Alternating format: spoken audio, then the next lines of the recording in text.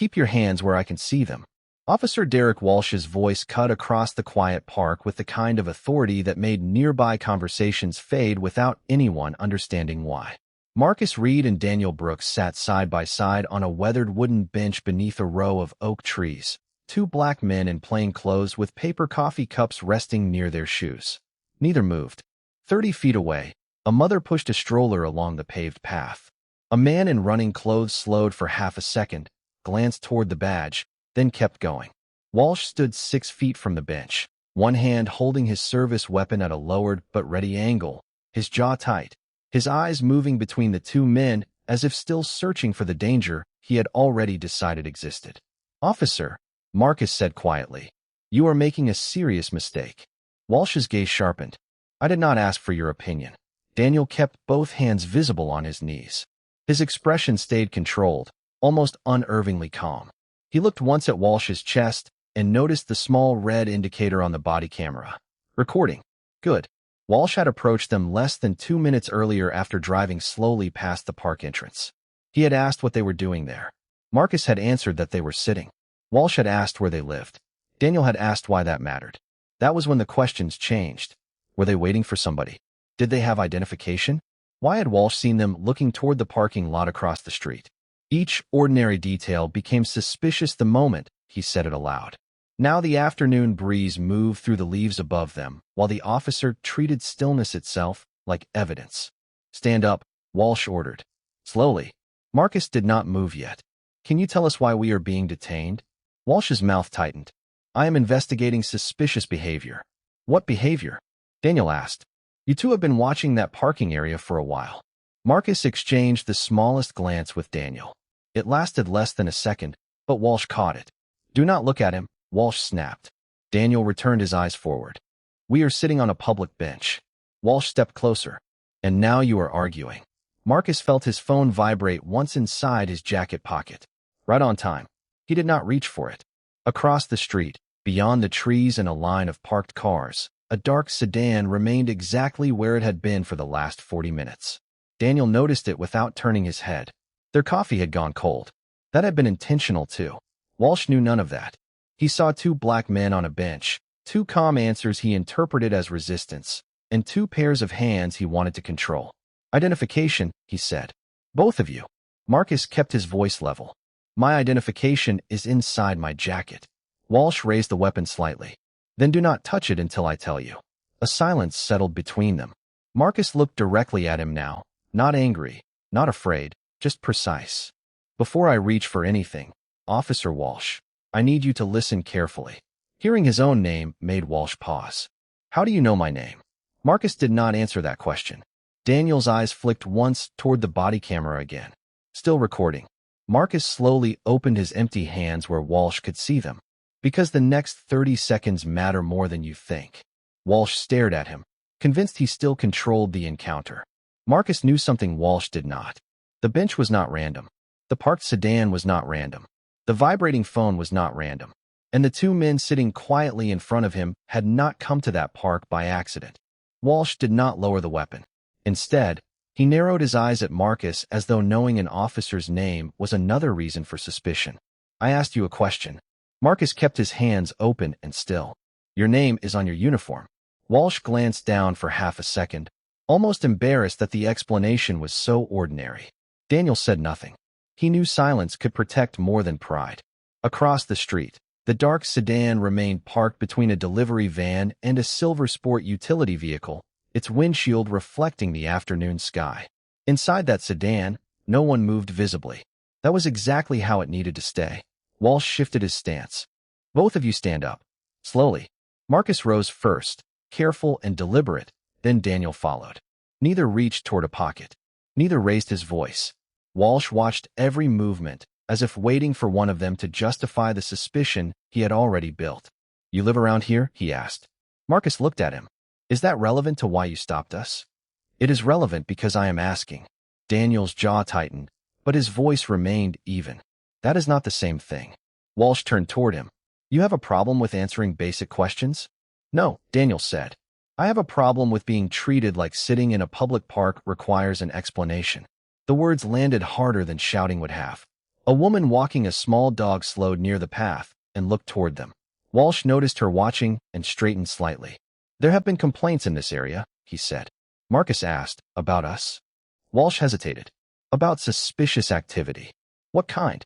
People watching vehicles. Hanging around too long. Possibly casing property.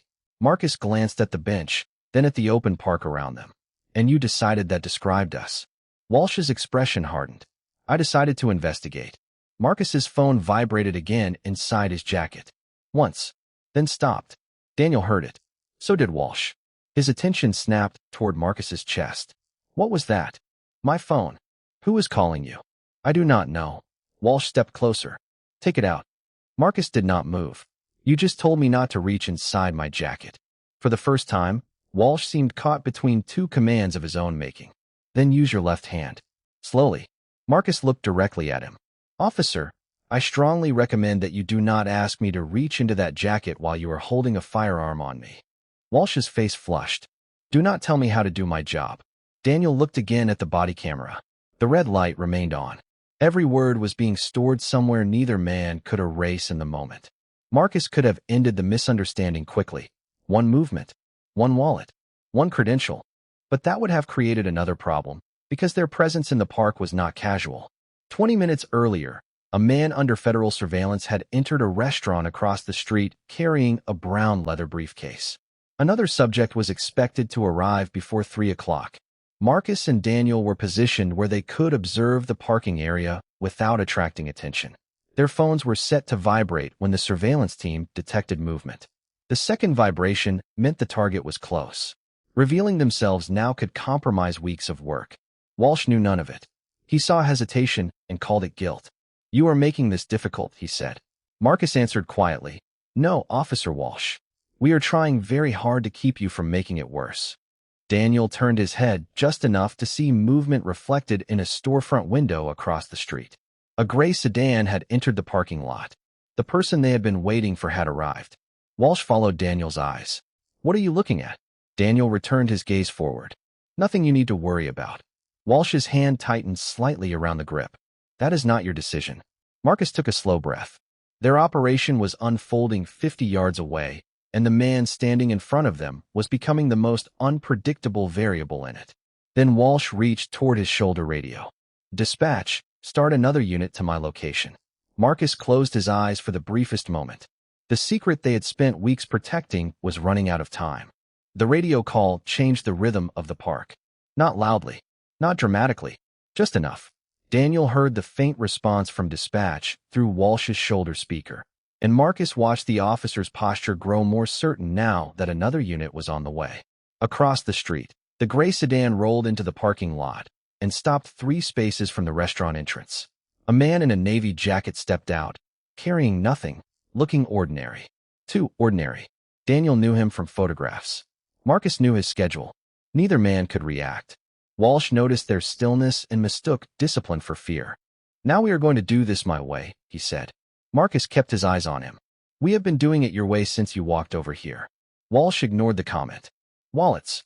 Identification. One at a time. Daniel's phone vibrated against his thigh. 3 short pulses. Surveillance signal. The meeting was beginning.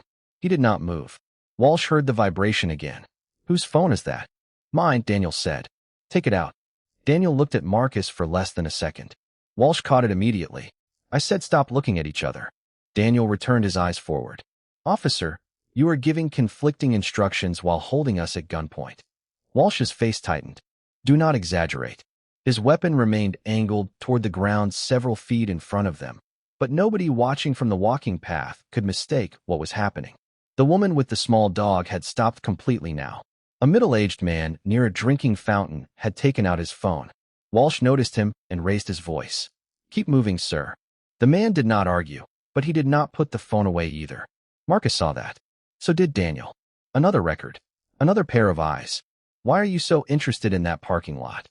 Walsh asked. Daniel answered. You already asked that. And you did not answer. Because looking across a street is not a crime. Walsh took one step closer. You think you know the law better than I do? Marcus's expression remained calm. That is not what he said. I was not talking to you. Marcus fell silent. The restraint was deliberate now. Every unnecessary sentence risked exposing something. In the gray sedan side mirror across the street, Daniel caught a reflection of the man in the navy jacket entering the restaurant. A second man approached from the opposite direction. The timing matched. Their operation was moving forward while they stood frozen beside a park bench under suspicion that had nothing to do with their actual purpose. Walsh pointed toward Marcus's jacket. Left hand. 2 fingers. Take out your identification. Marcus did not move. There is something in that pocket you need to understand before I reach for it. Walsh's eyes narrowed. A weapon? No. Then what? Marcus took a slow breath.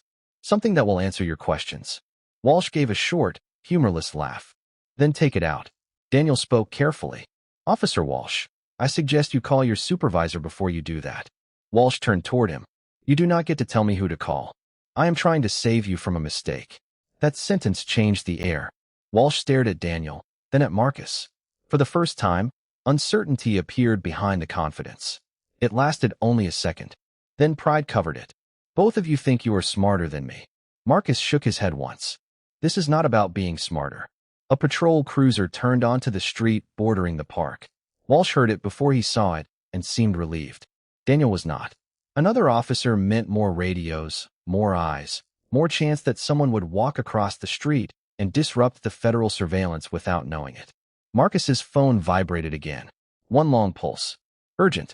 The second officer parked near the curb and started walking toward them. Walsh gestured toward Marcus's jacket. Last chance. Take out the identification. Marcus looked at Daniel. This time neither man tried to hide the glance. The operation had reached the point where silence could cost more than disclosure. Marcus slowly raised his left hand toward his jacket. Officer Walsh, he said, his voice lower now, when I show you what is in this pocket, do not say anything over your radio. Walsh watched Marcus's hand move toward the inside of his jacket, and for the first time since the encounter began, his confidence seemed to hesitate.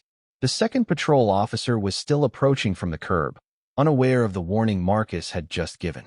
Daniel remained perfectly still, his eyes fixed on Walsh, measuring every reaction.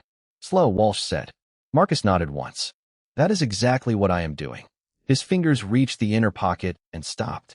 Before I take it out, I need you to understand something. The people across that street cannot know who we are. Walsh glanced toward the restaurant parking lot. Who is we? Marcus did not answer. The approaching patrol officer was now less than 20 feet away. Walsh raised one hand slightly toward him. Hold there. The officer stopped, confused. Everything good? Walsh kept his eyes on Marcus. I said hold. Daniel noticed the body camera light still glowing. The woman with the dog had moved farther down the path, but the man near the drinking fountain continued recording from a distance. No one was shouting now. The tension had become quieter, sharper. Marcus slowly removed a dark leather credential case, but kept it folded shut between 2 fingers. Walsh stared at it. Open it. Marcus did. The gold federal badge caught a stripe of sunlight through the trees. Beneath it was an identification card. Federal Bureau of Investigation. Walsh's face changed before he could control it. Not fear. Recognition. Then disbelief. Daniel watched the officer process the image as though his mind were trying to find another explanation. You are Federal Bureau of Investigation? Walsh asked. Marcus answered softly. Special Agent Marcus Reed. Walsh looked at Daniel. Daniel reached nowhere. Mine is in my left jacket pocket. I am not moving until you tell me exactly how you want me to retrieve it. The second patrol officer stared at Walsh, then at Marcus's credential. Derek, he said quietly, lower your weapon. Walsh finally seemed to remember it was still in his hand. He lowered it fully toward the ground, and then returned it to the holster with deliberate care. Daniel slowly produced his own credential. Special Agent Daniel Brooks.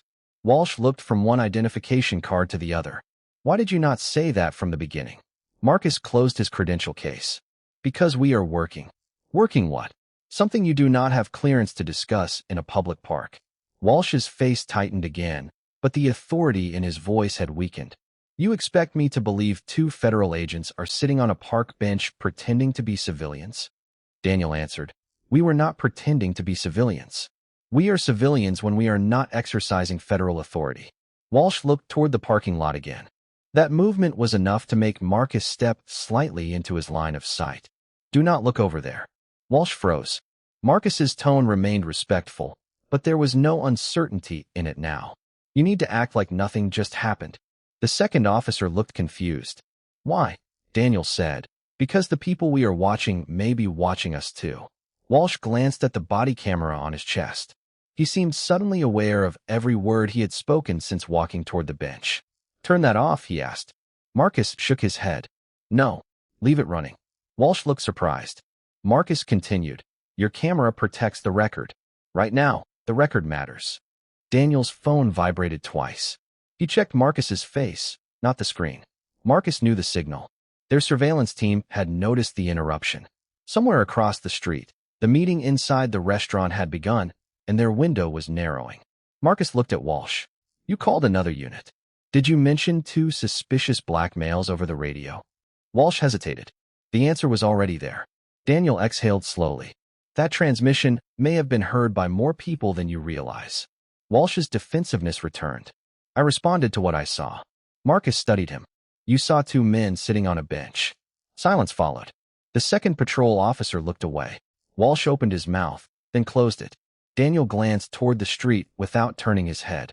A woman in business clothes had just stepped out of the dark sedan across from the park and was walking toward them at an ordinary pace. Walsh did not recognize her. Marcus did.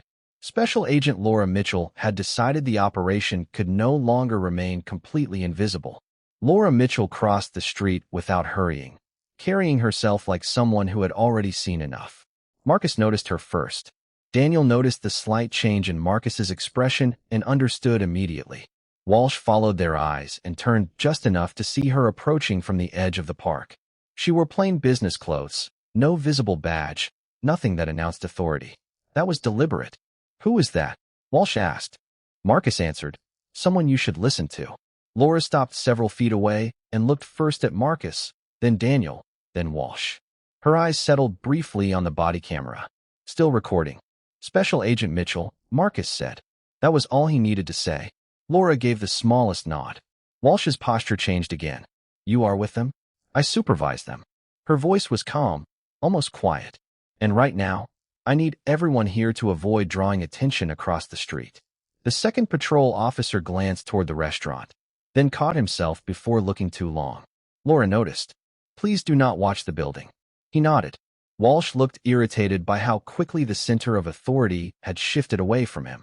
I stopped them because they were acting suspicious. Laura did not challenge him immediately. What did you observe? Walsh seemed relieved to be asked. They were sitting here watching vehicles. They would not answer basic questions. They kept looking at each other. Their phones were vibrating. Laura waited. Anything else? Walsh hesitated. They did not live around here. Daniel's eyes moved toward him. Marcus remained still. Laura asked, How did you determine that? Walsh said nothing for a second. I asked, And did they tell you they did not live here? Another pause. Not exactly. Laura let the silence remain. It was the kind of silence that did not accuse. It simply required the previous sentence to stand on its own. Marcus watched Walsh carefully. The officer had been certain when he approached the bench. Now every explanation seemed to expose how little he had actually known. Laura turned toward the second patrol officer. Did dispatch give you any specific complaint involving these 2 men? He shook his head. No. Officer Walsh requested another unit for 2 suspicious males at the park. Laura looked back at Walsh. Was there a description tied to a reported crime? Walsh's expression tightened. There have been concerns in this area. That was not my question. He exhaled. No specific description. Daniel looked toward the path where the bystander with the phone had moved farther away, but was still watching. The body camera continued recording. The radio traffic existed somewhere in dispatch logs now. What Walsh had said could not simply disappear because the men in front of him had turned out to hold federal credentials. Across the street, the restaurant door opened. Marcus saw movement in the reflection of a parked vehicle and immediately looked away. Laura noticed that too. We need to preserve the operation, she said. Marcus, Daniel, can you return to position without attracting attention? Marcus looked at Walsh. Not if another patrol car arrives. Walsh reached toward his shoulder radio. Laura stopped him with a single sentence. Before you transmit anything else, think about who might be listening. His hand froze. The implication finally reached him. Open police radio traffic could travel farther than the park. A careless description could expose not only Marcus and Daniel, but the existence of surveillance itself. Walsh lowered his hand. Laura stepped slightly closer. This is what happens next. You and your partner leave normally. No lights. No announcement. No explanation over open radio. Your body camera stays on. Walsh looked at her. And then what? Laura's expression remained professional. Then your department can review why two black men sitting on a public bench became suspicious enough for you to draw your weapon without a specific crime description. Walsh stared at her. You think this was racial? Marcus finally spoke. That is not a question you get to answer for yourself. The words were quiet. Walsh looked at him, and for the first time, there was no command ready in response. Daniel picked up his cold coffee from beside the bench. We need to move. Laura nodded. Marcus turned back toward the seat as if nothing extraordinary had happened. Across the street, the meeting they had been waiting weeks to observe was still unfolding. Behind them, Walsh remained standing beneath the oak trees, surrounded not by enemies, but by the record of choices he had made in less than 10 minutes. Marcus and Daniel returned to the bench as if the interruption had been nothing more than a passing inconvenience. Daniel set his coffee back beside his shoe. Marcus adjusted his jacket and looked toward the walking path instead of the restaurant. Across the street, the two men under surveillance remained inside. The operation was still alive, but barely. Laura Mitchell moved toward the dark sedan without drawing attention, while Walsh and the second patrol officer walked back toward their cruiser. No emergency lights. No radio chatter. No sudden movement. For several minutes, the park returned to its ordinary rhythm. A child laughed near the playground. A bicycle rolled past. Leaves moved in the late afternoon breeze. Daniel spoke without turning his head. You think they noticed? Marcus answered quietly. Not us. Maybe the patrol car. Daniel glanced at the reflection in the coffee shop window across the street. That is enough to change behavior. Marcus knew he was right. Surveillance was not about dramatic moments. It was about patterns, patience, and what people did when they believed nobody important was watching. One unnecessary police stop could erase weeks of work. His phone vibrated once. This time, he checked it carefully beneath the edge of his jacket. The message was from Laura. Meeting still active. Hold position. Marcus put the phone away. We stay. Daniel gave a small nod. 15 minutes later, the restaurant door opened. The man in the navy jacket stepped outside first, followed by the second subject. They exchanged no handshake, no visible package, nothing obvious enough to matter by itself. But Marcus noticed the first man touched the inside pocket of his coat before walking toward the gray sedan. Daniel watched the second man cross toward a parking garage. Their team had what it needed for now.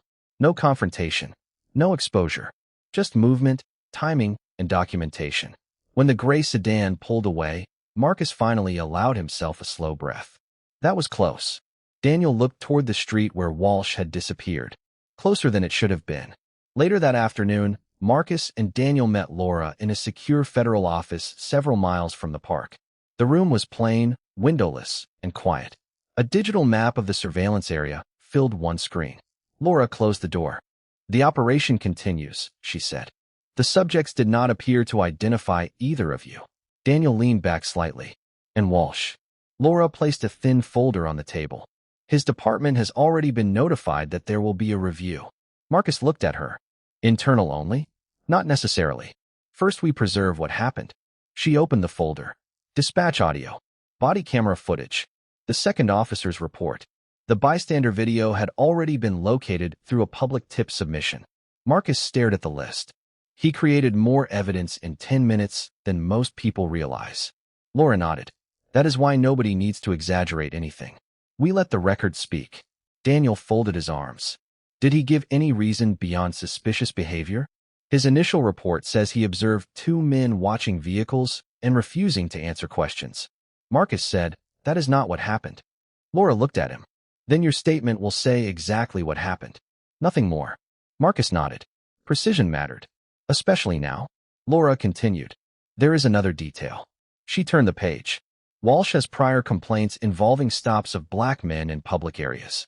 Most were closed without findings. Daniel's expression changed. How many? Enough that the department is reviewing the pattern. Marcus said nothing for several seconds. He had wondered whether the encounter was one bad decision or something older. Now that question had somewhere to go. Laura closed the folder. Do not decide the answer before the evidence does. Marcus looked at her and nodded. I know. He did. That was the difference between suspicion and proof. Walsh had acted as if suspicion were enough. Marcus would not make the same mistake. Outside the secure room, the city continued normally, unaware that a park bench, a body camera, and less than 10 minutes of recorded choices had just opened a much larger question. By the next morning, the park encounter had become more than an uncomfortable stop. It had become a documented sequence. Laura Mitchell sat across from Marcus and Daniel in a secure interview room while a federal civil rights attorney and an internal affairs investigator reviewed the preserved material separately. No one rushed to conclusions. That mattered to Marcus. The body camera showed Walsh approaching the bench without a specific crime description. Dispatch audio captured his request for another unit and his reference to two suspicious black males. The bystander video showed Marcus and Daniel keeping their hands visible and remaining still. The second patrol officer confirmed that he had not been given information tying either man to a reported offense. Piece by piece, the encounter was being rebuilt without needing anyone to dramatize it. Daniel leaned forward slightly. What happens now? Laura answered. The department reviews the stop. Federal attorneys determine whether anything else requires examination. We keep working. Marcus looked at the screen displaying the body camera timeline. And the prior complaints? They are being pulled for comparison. That answer stayed with him. A single incident could be explained away as poor judgment. A repeated pattern was harder to ignore. Later that afternoon, Walsh sat in a separate municipal building several miles away while Internal Affairs replayed portions of his own recording. He watched himself ask where the two men lived. He heard himself describe them as suspicious before identifying any crime. He listened to Marcus ask what behavior justified the detention. The room felt different when every sentence returned without the confidence that had carried it the first time. An investigator paused the footage. What specific offense did you believe had occurred at this point? Walsh looked at the frozen image of Marcus and Daniel beside the bench. I believe they might be casing vehicles. Based on what? Their attention to the parking area. Anything else? Walsh hesitated. They were evasive. The investigator resumed the recording. Daniel's voice came through clearly, asking why residents' information mattered. Marcus asked whether they were being detained. Neither man threatened Walsh. Neither attempted to leave. The investigator stopped the video again. Where is the evasiveness? Walsh stared at the screen. It felt different in the moment. We are reviewing what happened, not only what it felt like. The sentence landed quietly. Walsh looked away. At the federal office, Marcus was giving his statement with the same precision Laura had demanded. He described the angle of Walsh's weapon, the sequence of commands, the questions about where they lived, the repeated references to suspicious behavior, and the moment Walsh called for another unit. When asked whether he believed race affected the encounter, Marcus paused. I believe it needs to be examined, he said. I cannot tell you what was in his mind. I can tell you what he did. Daniel gave nearly the same answer in his own interview. That consistency mattered, not because they had rehearsed it, but because both men understood the difference between accusation and evidence. By evening, Laura returned with an update. 3 prior complaints involved black men stopped in parks or parking areas without arrests. 2 include language similar to what Walsh used with you. Daniel looked at Marcus. Similar how? Laura opened a folder. Questions about whether they lived nearby. Descriptions of watching cars. References to not belonging in the area. Marcus was silent. The pattern was beginning to take shape, but he still refused to celebrate it. There was nothing satisfying about discovering that what happened to them might have happened before. Laura closed the file. This review just expanded. Marcus looked through the glass wall toward the city beyond the federal building. The park bench had seemed small when they sat on it. Ordinary wood. Ordinary afternoon. But sometimes the smallest place revealed the largest pattern. Walsh had believed he was investigating 2 men. Now his own history was being investigated. The review moved quickly after the pattern became impossible to ignore. By the 3rd day, Internal Affairs had pulled 6 years of Walsh's pedestrian stops, field contacts, and complaints involving public spaces. The numbers did not prove motive by themselves, but they revealed something difficult to explain away. Black men were stopped by Walsh at a much higher rate than other pedestrians in similar locations, and several reports used almost identical language. Watching cars did not appear to belong in the area. could not explain why they were there. Marcus read the summaries in silence, while Daniel stood near the window of the federal office. Laura Mitchell placed another folder on the table. The department is moving Walsh to administrative leave while the review continues. Daniel looked at her. Because of us. Laura shook her head. Because of what the record is showing.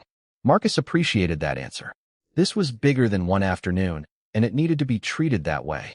Across town, Walsh sat with his union representative and an internal affairs investigator as another body camera recording played on a monitor. It was from 18 months earlier. A black college professor had been standing beside his own car in a grocery store parking lot when Walsh questioned him about why he was lingering. No arrest. No citation. No crime report nearby. The professor had filed a complaint. The finding at the time had been insufficient evidence. The investigator paused the video. What made him suspicious? Walsh stared at the screen. He was watching people. He was waiting for his wife. Walsh said nothing. Another recording followed. A black delivery driver sitting in a van during a lunch break. Same questions. Where do you live? Why are you here? Who are you waiting for? Again, no arrest. Again, no offense identified. Walsh shifted in his chair. You are taking routine police work and turning it into something else. The investigator remained calm. Then explained the pattern. Walsh looked away. At the federal office, Marcus and Daniel were being briefed on the park operation. Their surveillance had survived the interruption. The two subjects had been tracked after leaving the restaurant, and the broader corruption investigation remained intact. Daniel exhaled when Laura confirmed it. So we did not lose the case. No, she said. But we came close. Marcus thought about the moment Walsh ordered them to produce identification while standing only 50 yards from a meeting they had spent weeks preparing to observe. One assumption had nearly compromised an unrelated federal investigation.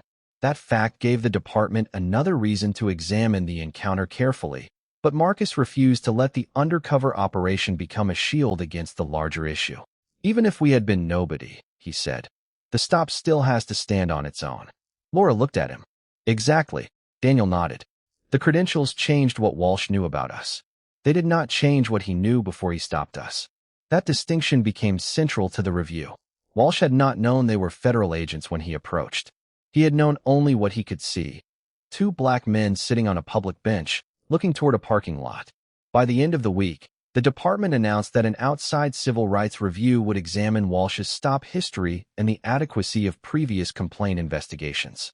His patrol authority remained suspended. No dramatic arrest followed. No public spectacle. Just consequences arriving through evidence, policy, and scrutiny.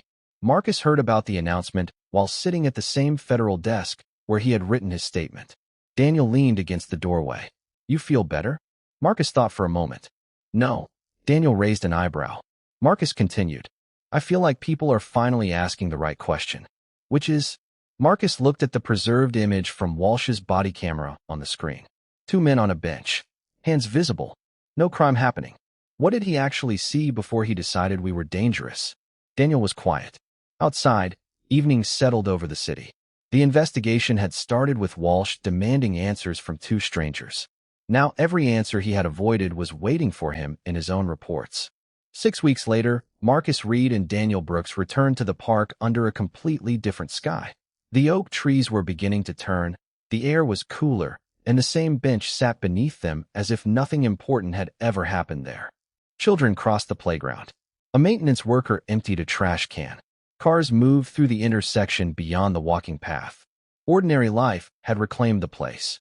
Marcus stood for a moment before sitting down. Daniel remained beside him, hands in his coat pockets. Feels smaller now, Daniel said.